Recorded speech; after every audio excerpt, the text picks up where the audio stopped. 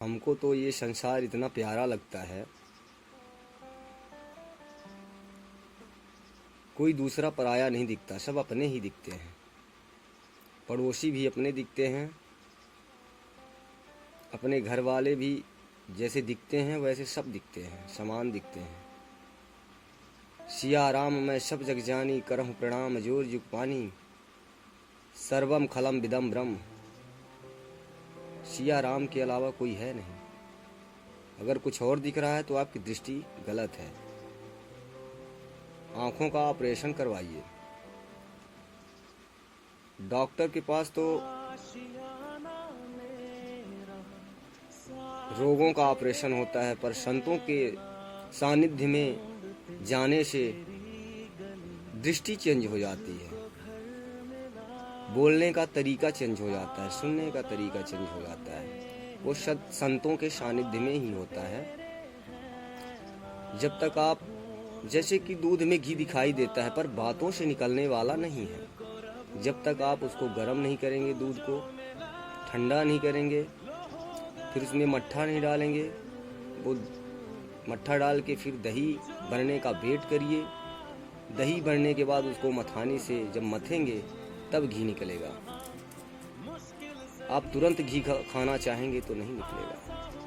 तो संत और महात्मा लोग, महापुरुष, ये शास्त्रों के नियम का पालन करके इस रास्ते में तपस्या करके चल के आपको घी खिलाना चाहते हैं। आपको घी नहीं खाने का मन कर रहा है, आप गलत ही आचरणों में चलते जा रहे हैं और उसकी गहराई में डूबते जा रहे हैं, और इतनी गहराई में डूब जाएंगे कि आपको कोई बाहर नहीं निकाल सकता।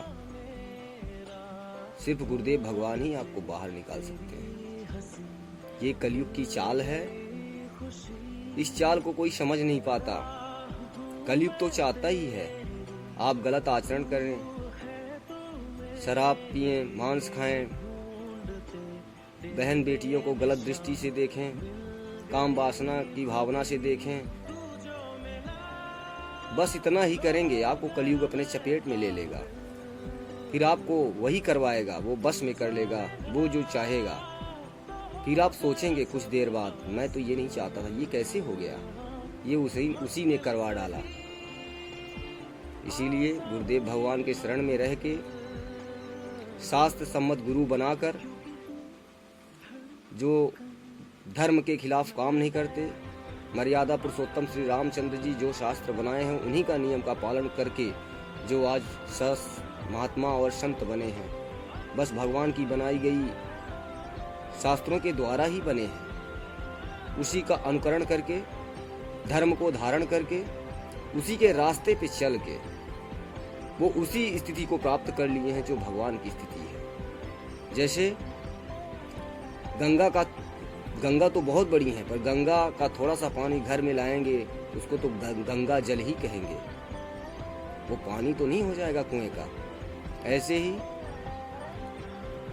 भगवान तो भगवान है, पर भगवान में भक्त समाहित हो जाता है, वो भगवान से अलग नहीं है। भक्त भी भगवान के ही स्वरूप माना जाता है। जैसे समुद्र की तरंग, समुद्र है, समुद्र की तरंग है, पर वो जब तरंग उसी में लीन हो जाती हैं तो वो समुद्र ही कही जाती है।